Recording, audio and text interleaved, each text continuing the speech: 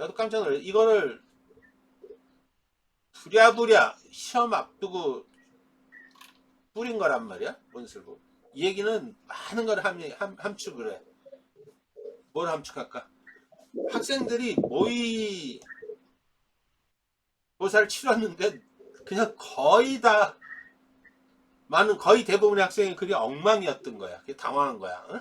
물론 학생들이 모의고사 보면 각이 배밖에 나와서 수준 낮은 애들도 그냥 막 지르고 보지. 시험 보고 나잖아, 그지? 그러니까 더 심했겠지. 그래서 부랴부랴 자료를 준 거야. 그러니까 이 자료를 내가 항상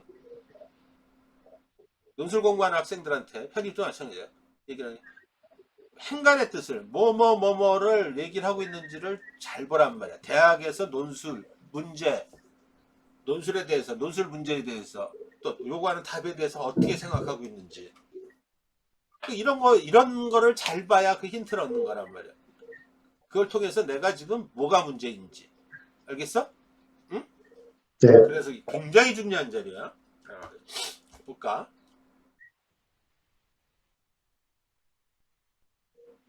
교과 과정에서 아직 뽑는데, 자, 봐.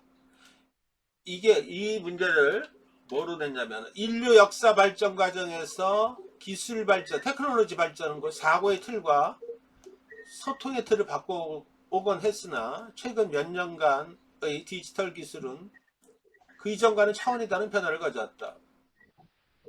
디지털 네이티브라는 그 지문 안에 그런 디지털 네이티브가 들어있는 지문이 있었지, 그지?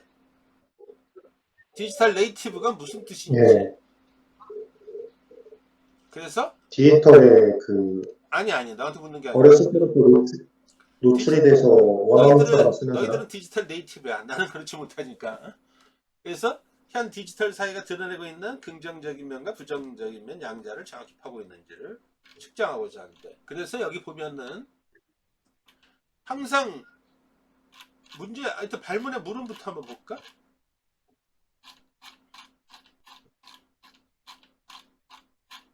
이렇게 돼 있어. 가와 나에 나타난 현상을 다라 말을 활용해서 분석을 하고, 예. 또 바를 참조하여 인터넷 매체에서의 소통에 대한 자신의 견해를 논하래. 인터넷 매체에서의 소통이라는 게 예. 주된 제재가 되는 거야, 그지? 응? 소통이란 말, 인터넷 네. 매체 소통이란 말. 그런데 여기서 지금 보면은 문제를 한번 봐봐. 편지를 쓰는데, 가와 나에 나타난 현상이야. 현상이란 말을 했어. 다라 말을 활용이란 말을 썼어. 제시문에 있는 내용은 토시하나 소홀히 하지 말고 잘 파악을 해야 돼. 일단은 뒤에 여기 발을 참조하여, 이거는 좀 이따 얘기고, 얘부터 봐야지. 그럼 봐봐. 이거를 갖다 쓸 때 많은 학생들이 어떤 일이 벌어지냐면은, 가와 나의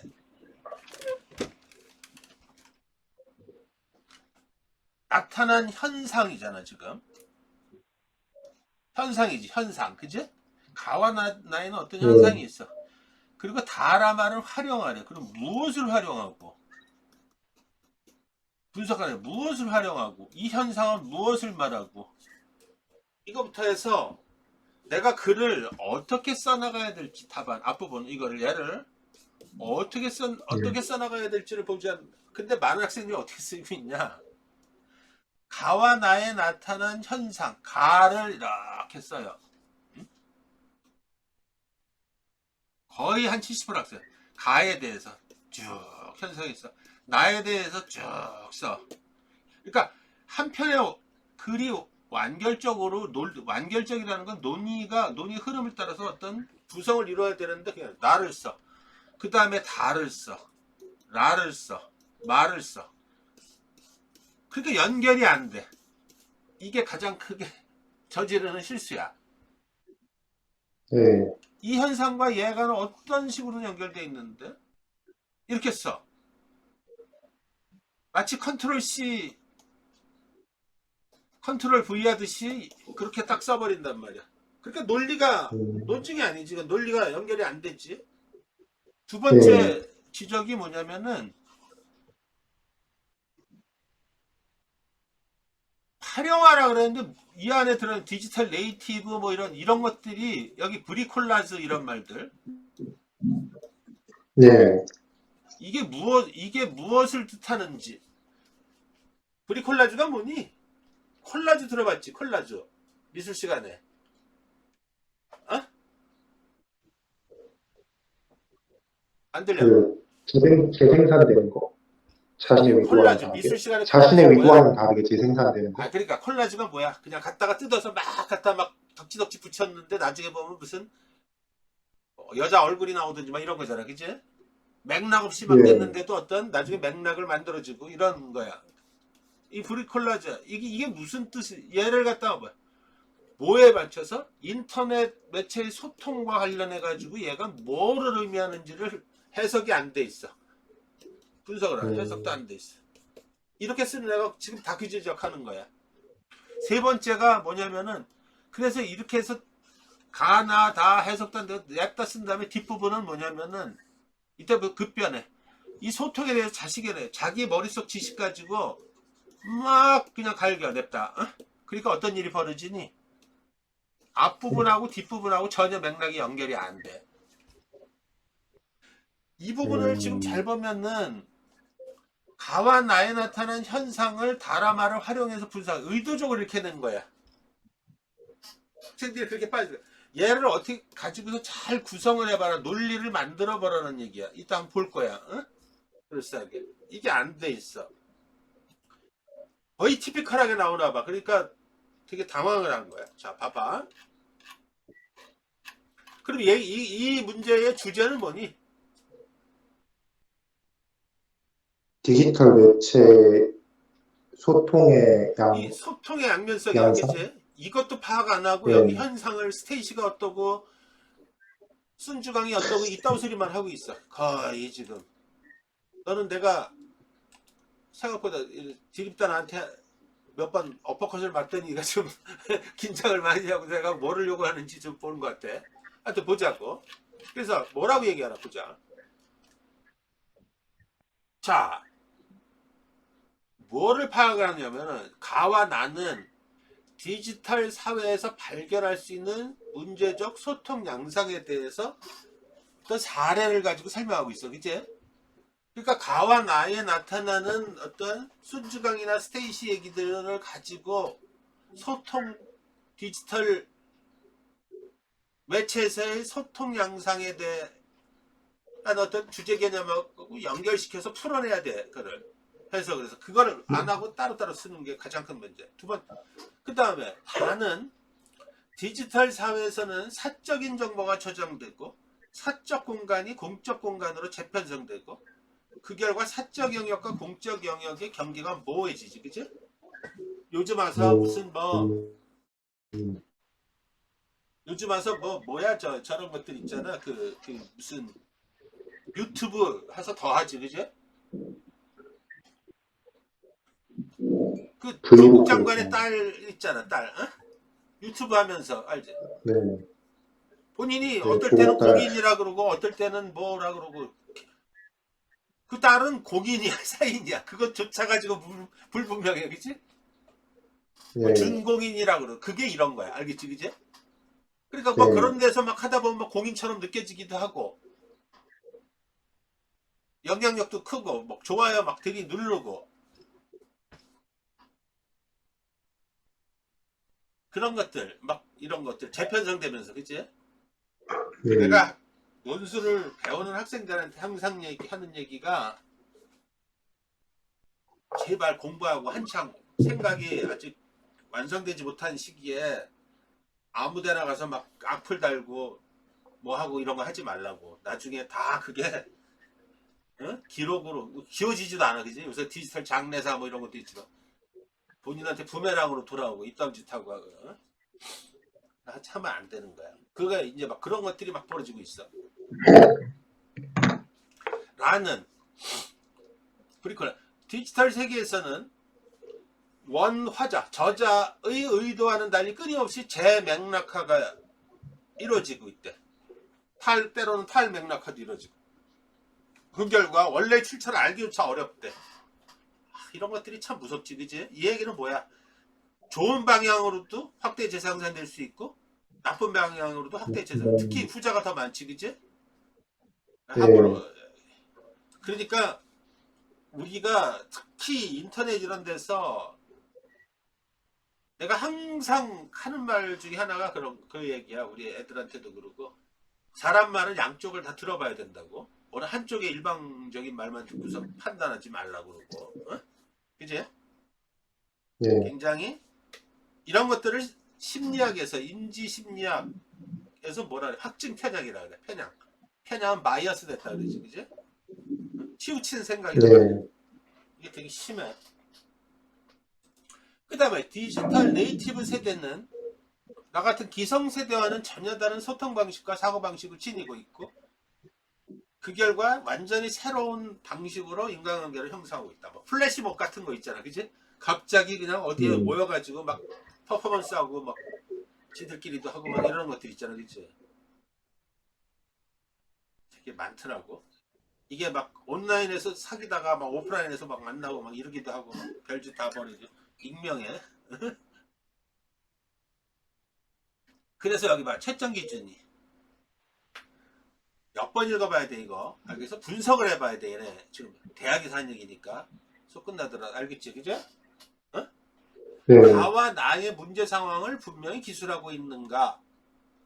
가와 나의 문제 상황을 디지털 사회 소통 양상이라는 상위의 핵심어 혹은 그에 상당한 어구로 묶어서 인식하고 서로 상반되는 양상임을 기술하고 있는가? 이것도 못한 애들이 허다해. 주제가 뭔지도 모르고 그랬어. 나의 문제 상황을 민주주의 실현이나 이건 재밌는 거야. 이게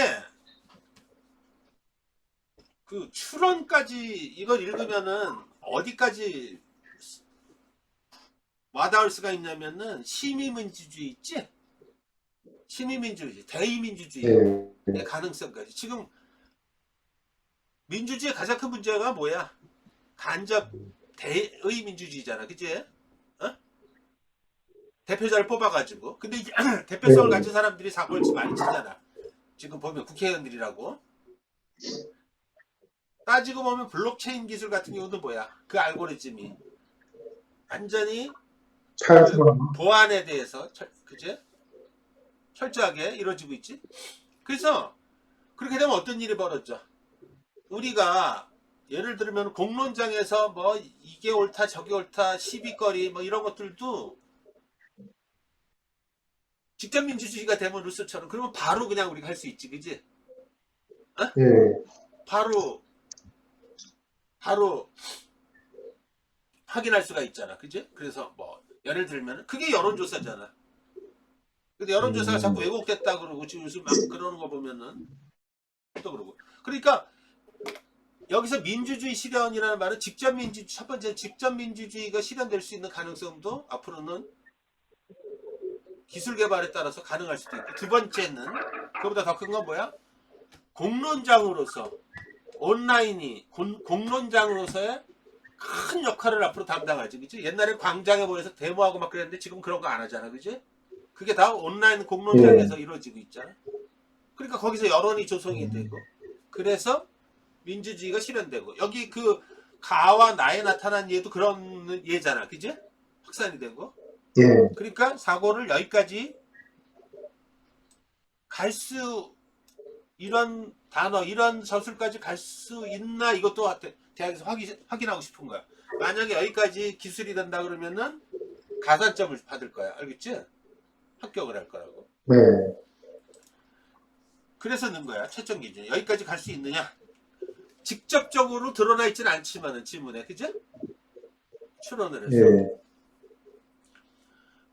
다를 감히 나와 관련하여 해석. 사적 영역과 공적 영역의 경계가 파괴된 사회가 뭐를 의미하는지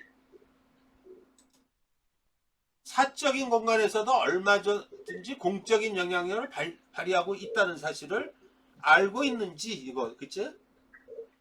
네, 이 너무 크게 일어나잖아. 나를 가와 관련하여 해석. 디지털 세계에서는 원래의 화자 또는 저자의 의도와는 다른 맥락에서 재해석되면서 끊임없이 다른 맥락으로 의도와는 다르게 다른 의미로 확대, 재생산, 유통될 가능성이 있다. 이게 참 문제인 거지. 그치? 그치? 네, 그 다음에 말을, 그러니까 이 얘기 뭐야? 다 그 네, 내용을 정확하게 이해하고 그 해석된 내용을 글에 적절히 기술할 수 있느냐, 이걸 보겠다는 얘기죠. 말을 나와 관련하여 네, 해석, 디지털 네이티브의 신속한 결집성, 불특정 다수의 목적을 지닌 집단 행동의 가능성, 이러한 특성이 디지털 민주주의의 긍정적인 면으로 작용하고 있는지, 그 다음에 바에 나타난 핵심 용어와 내용을 충분히 활용해서 문제를 전개할 수 있는지, 이런 것들을 보겠다는 거야. 그럼 잘 봐. 이제 총평을 하는 거야. 대학에서 이 정도 썼으면 무지하게 답답하게 느꼈다는 거야. 되게 재밌는 거는 합격 답안은 없었나, 거의 보여주진 않았어. 아무튼 다 싸잡아서 엉망이었던 거야. 채점위원들이 모의 논술 답안을 채점하면서 느꼈다, 주목할 만한 지점은 중상위 점수대에 걸쳐 있는 학생들의 답안이 너무나 비슷했다. 이 얘기는 속안에서 다가 싸잡아서 후졌다. 자기네들의 기대에 충족을 못했다. 이 학생들의 답안은 구성과 형식, 사용되는 어휘, 심지어는 내용상의 오류에 이르기까지 많은 부분에서 무척 닮아 있었다. 이 내용은 점점점. 대부분이 얘네들 학원에서 이상하게 또 공부한 애들이구만, 이렇게 보는 거죠. 네, 사실 이 점수대의 학생들은 전체 응시자들 중에서 가장 많은 비율을 차지한다. 이것은 그만큼 많은 학생들이 같은 실수를 하고 있다는 것을 의미한다. 제시문 내용도 잘 이해하고, 글쓰기 이해 못해. 기본적인 능력도 갖추고 있는 학생들의 그림에도 심지어 이 답안들이 더 이상 높은 평가를 받을 수 없었던 까닭은 무엇일까? 이거를 지금 이번 모의 논술 해설에서는 이처럼 중상위 구역의 답안을 중심으로 문제의 원인을 진단하고 그에 대한 솔루션을 제공하고자 하는데, 이해를 돕기 위해서 이 답안들이 공통적으로 가진 문제들을 요약하면 이렇대.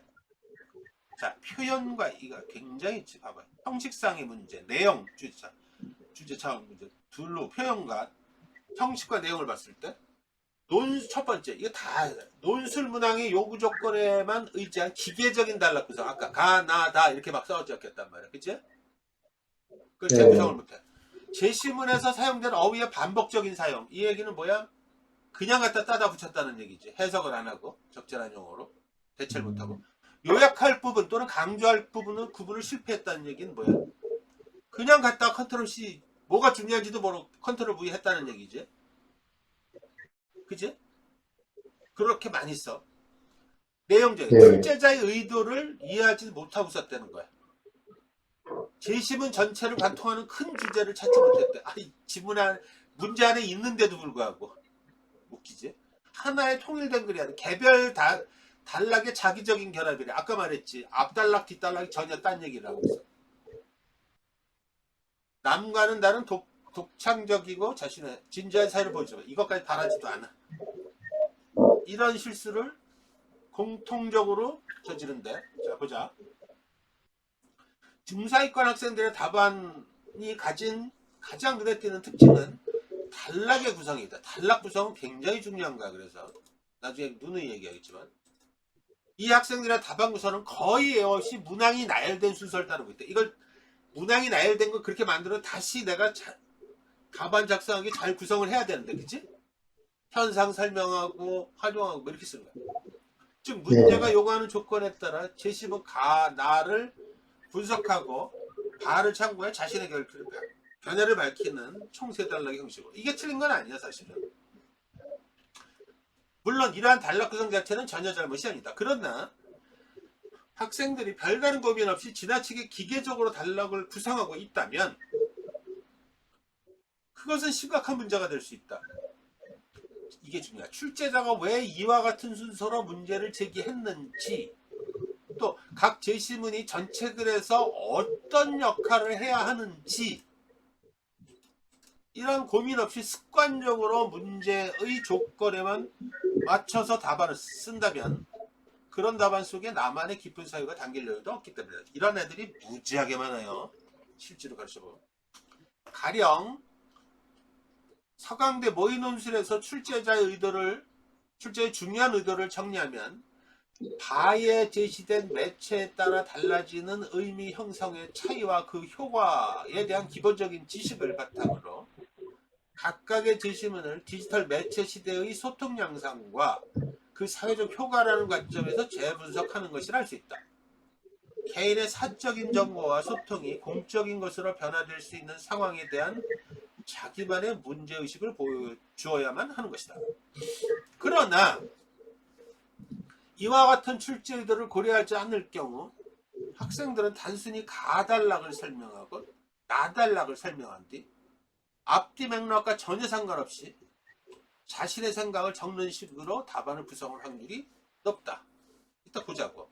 출제자의 의도를 정확하게 파악하지 못하고 또 제시문 전체를 관통하는 큰 주제를 찾지 못할 때 흔히 학생들은 문제의 요구에 맞춰 답을 적어내는 것으로 해결하려 들기 때문이다. 이것을 예를 들어 건물을 올리는 일로 비유한다면 이것은 교회를 짓는 것인지 아파트를 짓는 것인지 큰 설계를 그리지 않고 무작정 층층이 쌓아 올리는 것이나 다릅니다. 실제로 막 이런단 말이에요. 각 단락이 유기적으로 연결되지 못하고 서로 다른 이야기만 열거하는 이상한 글이 나온다는 거야. 각 단락이 연결이 안 돼. 다 논리 흐름에 따라서. 참 어이가 없는 거지. 또 하나. 사소한 것처럼 보이지만 중요한 문제는 학생들이 사용하는 어휘에서 발견된다. 중위권 구간의 많은 학생들은 어휘를 사용하는 방식에 대해 그다지 관심을 두지 않는다. 요컨대 그들은 제시문에 사용되는 언어들을 아주 쉽게 그리고 반복적으로 사용한대. 제시문을 압축을 해야 될 거 아니야. 그러면은 뭐야? 제시문 내용을 포괄하는 더 상위 단의 언어 이런 단어로 다 바꿔서 재구성해야 돼. 그게 요약의 기본인데도 불구하고 예를 들어 그냥 막 그리고 또 두 번째는 이해가 안 되니까 그냥 갖다 붙이는 거야. 이번 모의 논술에서 학생들은 공통적으로 맥락, 공적 영역으로의 노출, 디지털 네이티브, 프리콜라즈, 사적 공간과 공적 공간 같은 단어들을 별다른 고민 없이 반복적으로 사용한다.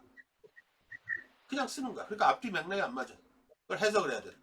그러나 학생들이 어떤 특정한 단어를 다른 어휘로 바꾸지 못하는 이유를 그대로 얘기해줘. 그 용어의 정확한 의미를 이해하지 못하기 때문이다.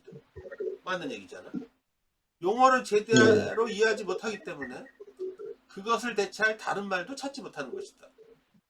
맥락이란 용어가 의미가 만들어지는 과정에 영향을 미치는 다양한 요소들을 지칭한다는 것. 그러나 디지털 네이티브가 디지털 매체를 통해 자신을 표현하고 세계를 이해하는 새로운 세대임을 제대로 이해하지 못할 때 학생들은 그것을 대체할 다른 말도 찾을 수 없다. 브리콜라즈를 인용하는 이유가 더는 저자의 의도나 원본의 출처를 알기 어려운 디지털 미디어 시대 정보의 특성을 비하하기 위해서 임을 모를 때 학생들은 그 단어 자체가 핵심어라고 오해할 수 있다. 브리콜라즈가 표상하는 게 뭔지를 얘기를 하는데 브리콜라즈만 나열하고 있어. 그러니까 겉돌고 있지 그 단어가. 이걸 못 찾는 것도 웃기는 거지만 뭐 그럴 일은 없겠지만. 채점자 입장에서 본다면 학생이 주어진 질문에 대해 제대로 답안을 쓰는지를 확인하는 가장 쉬운 방법 중 하나는 자 봐. 얼마만큼 학생 자신의 어휘를 구사할 수 있는지. 이 얘기는 무슨 얘기야? 지문에서 꼭 절대로 변경하지 말고 그대로 따와야 쓰는 핵심 개념들이 있어. 그지? 그대로 싸우는데 나머지 것들은 내용을 풀어서 적절한 언어로 대체를 해야 되고 그래 재구성한다는 거야. 또 제재, 화재를 드러내는 지문에서 문학작품 같은 데 많이 나오잖아, 그지? 제재, 화재를 드러내는 것들을 보면은 주제 개념에 맞춰서 전체가 그것들은 묘사글이나 서사글이란 말이야.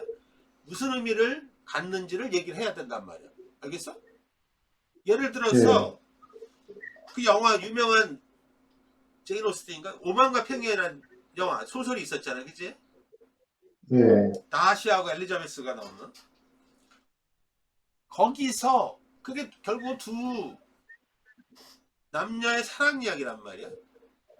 그런데 거기서 오만과 편견이란 그게 뭐를 의미하는지를 모르고 갖다 쓰면은 사랑 얘기를 하는데 오만과 편견이라는 단어를 쓰면 따로 놀잖아. 그치? 예를 들면 그치? 이해되지? 그러니까 오만과 편견을 가지고 다시와 엘리자베스의 사랑 얘기를 얼마든지 이 저자가 글쓴이가 화자가 전달하려고 그랬단 말이야.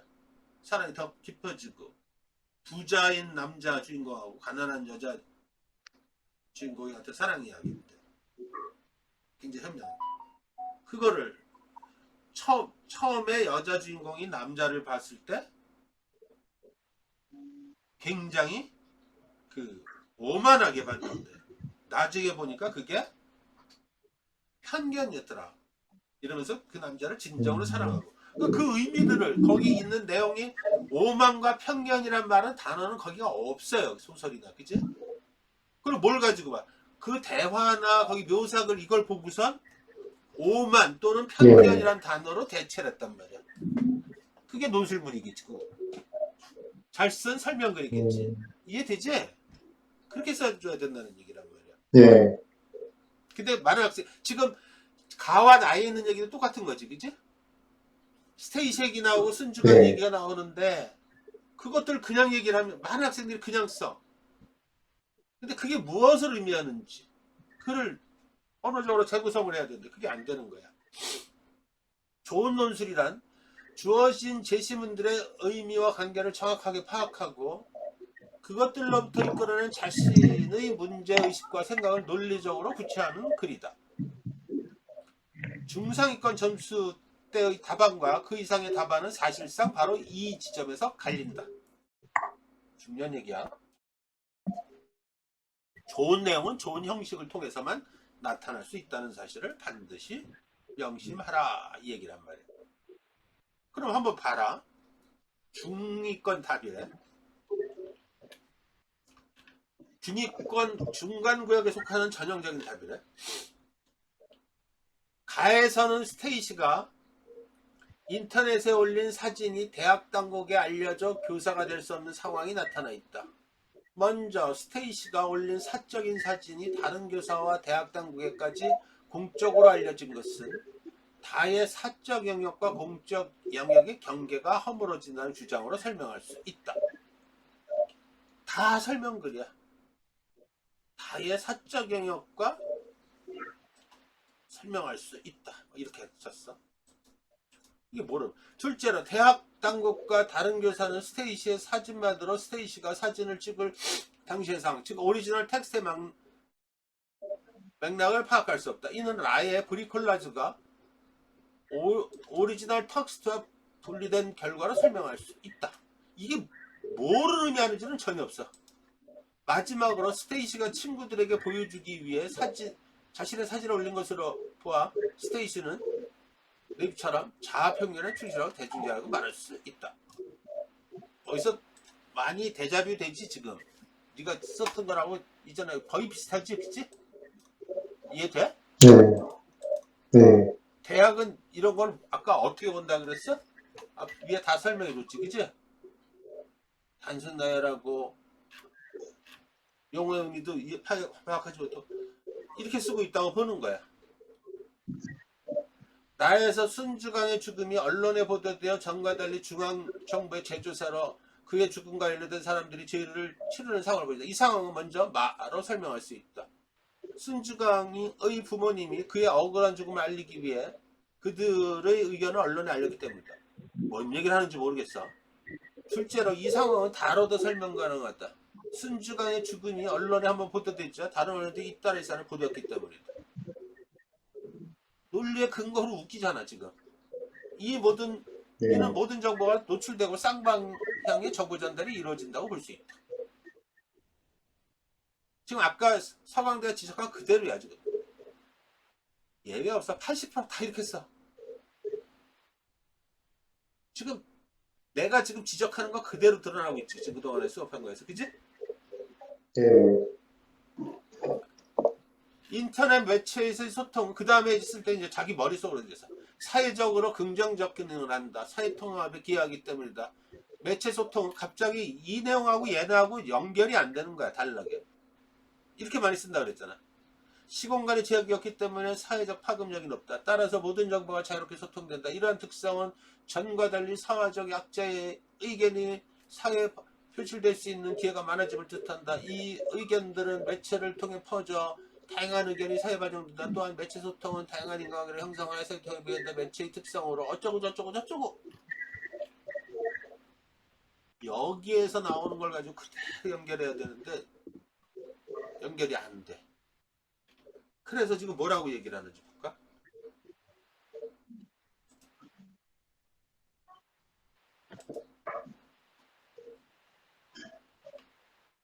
아까 말했듯이 논술 문항에서 제시된 요구 조건에 의지한 기계적인 단락 구성. 총평에서 언급한 바대로 이 글의 단락 구성은 논술 문제의 요구 조건을 충실하게 따르고 있다. 첫 단락에서 가를 다라 말을 통해 설명하고 두 번째 단락에서 나를 다와 말을 통해 설명하며 마지막으로 세 번째 단락에서 자신의 견해를 펼친다. 얼핏 겉으로 보기에는 이 답안에는 별다른 문제가 없는 것처럼 보인다.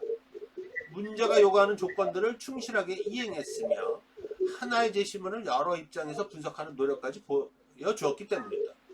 그러나 자세히 살펴보면 각각의 단락이 전혀 연결되지 않는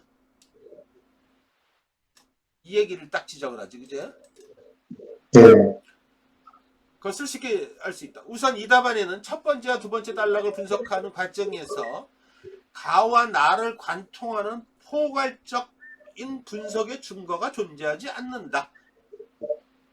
예를 들어 가와 나를 다를 활용해 비교 혹은 대조하려 했다면 가를 사적 영역과 공적 영역의 경계가 허물어진 현상으로 설명하고 나를 모든 정보가 노출되고 쌍방향의 정보 전달이 이루어지는 현상으로 설명하는 것은 적절한 방식이라고 할 수 있다.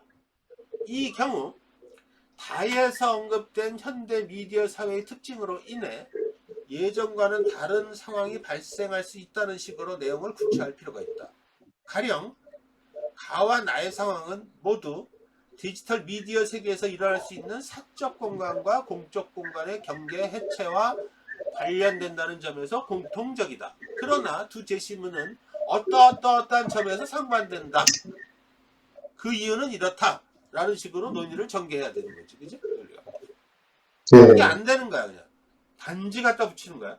논리적으로 논쟁이 다 깨진 거지. 논리가 없는 거야. 그래. 한편 첫째 단락과 둘째 단락에서 논의한 내용이 셋째 단락과는 전혀 무관하다. 이거 많이 지적하지, 그제? 점도 문제야. 세 번째 단락에서 인터넷 공간의 소통이 사회통합에 기여한다는 이 글의 주장은 사실 앞에 두 단락에서 분석했던 내용들과는 전혀 상관이 없는 새로운 논의에 해당한다. 이처럼 각 단락의 내용 사이에 어떤 연결고리도 찾을 수 없다면 이것은 결코 좋은 평가를 받을 수 없다. 출제자의 의도에 대한 깊은 고민 없이 단순히 문제가 요구하는 대로 정답을 맞히는 데만 급급하기 때문에 답안에 깊은 생각을 담아낼 수도 없는 것이다. 굉장히 세게 말한 거야. 이 정도면 어마어마하게. 알겠어? 여기서 말하는 지적한 사항을 하면 다 떨어지는 거야. 알겠어? 제시문에서 사용되는 어휘의 반복적인 사용. 용어를 사용할 때 그 말이 가진 의미와 전체적인 맥락을 고려하지 않은 채 별다른 고민 없이 단어를 사용하는 경우가 있다. 가령 첫째 단락에서 브리콜라주가 오리지널 텍스트와 분리된 결과로 설명할 수 있다 라는 표현은 사실 그 자체로는 라의 동어 반복에 불과하다. 동어 반복 똑같은 거야. 아니라 이런 거 되게 싫어. 브리콜라주가 무엇이고 그것이 오리지널로부터 분리되는 것이 어떠한 의미인지 또 그것이 가와 어떤 점에서 만나 접점이 있는 건지 설명하지 않으면 안 된다. 설명해야 됩니다. 그게 안 돼. 해석이 안 된다는 거. 스테이시는 디지털 레이브처럼 자아 표현에 충실하고 대중지향적이었다라는 분석도 마찬가지다. 디지털 네이티브가 무엇이고 그것의 어떤 속성이 스테이시와 동일한 속성으로 나타나는 것인지를 설명하지 못한다면은 이 답안은 제시문을 반복해서 말할 뿐 문제 상황에 대한 어떤 내용도 제대로 밝히지 못한 셈이 된다는 거야. 그지? 본인들은 몰라 그런데. 이것도 문제야. 요약할 부분 또는 강조할 부분에 구분 실패. 이 글의 서술하는 방식에서 빈번하게 나타나는 문제는 요약으로 간단하게 넘어가도 되는 부분과 충분히 성명해야 하는 부분은 적절하게 구분하지 못한다. 쉽게 얘기하면은 이해력이 딸려서 설명을 못해. 글도. 그러니까 요약 그냥 갖다가 그냥 중언부언하면서 그냥 글 내용을 단순하게 따다 붙였다는 얘기야. 교묘하게. 예를 들어 두 번째 단락에서 나에서는 순주강의 죽음이 뭐 니라 현상 사건 사태 이런 걸 얘기를 하면 그게 무엇을 의미하는 이것만 쓰면 되는데 니라가 말이야. 순주강의 죽음이 언론에 부도되고 어떻게 되고 이거 다 불필요한 짓이란 말이야.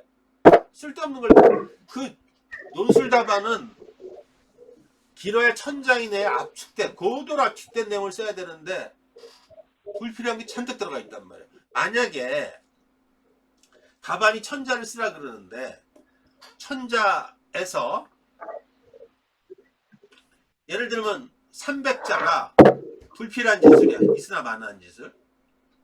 또 300자가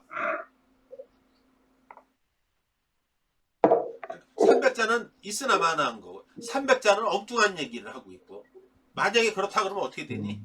무려 600자 1000자 중에 600자가 군더더기야. 그치? 따따블로 예. 엉망되는 거지. 그런 경우가 되게 많은 거야. 우리들은 몰라. 많은 학생들이 이와 같은 방식으로 제시문을 요약하지만 이것은 문제가 요구하는 적절한 요약의 방식이라고 할 수 없다. 이 문장이 논의를 전개하는 데 있어서 어떠한 역할도 하지 못하기 때문이다. 불필요한 거 필요 없으면 다 날려야 되는데 제시문의 상황을 있는 그대로 다시 요약하는 것은 글의 경제성에 비춰볼 때 비효율적이다. 이렇게 되면 떨어져. 그냥 감점이야. 되기 싫어요. 따라서 그러니까 대학에서 요즘은 뭐 논리가 또 이런 것들은 차치하고 어떤 경우는 아주 싫어하냐면은 그대로 갖다 베끼는 거. 그대로 베끼는 거. 응? 그걸 무지하게 싫어요. 이 문장은 이전이라면 사소한 사건으로 붙였을 나의 순주강 사건이 중앙정부에 대한 공적 문제제기로 바뀔 수 있었던 까닭은 디지털 미디어를 통한 대중의 성장 덕분이다. 같이 좀 더 구체적으로 글 전체의 맥락을 고려하면서 나와야만 한다. 그래야 다음 문장에서 그보다 더 심화된 내용 분석이 이어질 수 있기 때문이다. 물론 이것은 앞서 총평에서 말한 것처럼 글 전체를 관통하는 정확한 주제를 세우지 못한다면 불가능하다. 제시문에 대해 충분히 이해한 상태에서 자신의 생각을 세울 수 있는 능력이 필요한 것이다. 이 답안의 또 다른 문제는 하나의 문장을 충분히 설명하지 않은 채 다음 문장으로 넘어간다는 것이다. 완결이 안 된다는 거야. 단락이. 응? 하나의 생각에 대해서 충분히 뒷받침되지 않고 새로운 생각을 담은 문장과는 연결되는 거야. 이를 흔히 문장 중심의 나열이라고 말해요. 이거 되게 싫어한다 그랬지, 그치? 아까 보면 계속 나열해. 말하면 글의 논리를 저해하는 가장 심각한 거야. 이게 굉장히 중요한 거야. 많은 학생들이 저지르는 실수라는 말이야. 이건 이해력 부족해서 그런 거야. 논술은 단순한 서술형 답안도 아니고 그런 답들을 나열하는 글도 아니다. 문장 중심의 나열, 단순한 나열이란 말이야. 연결이 안 돼. 논리가 없어. 이거. 그것이 아무리 소박한 것일지라도 자신의 생각을 차근차근 논증하는 과정을 보여주는 일이야말로 좋은 논술의 가장 중요한 미덕이라는 사실을 잊어서는 안 된다.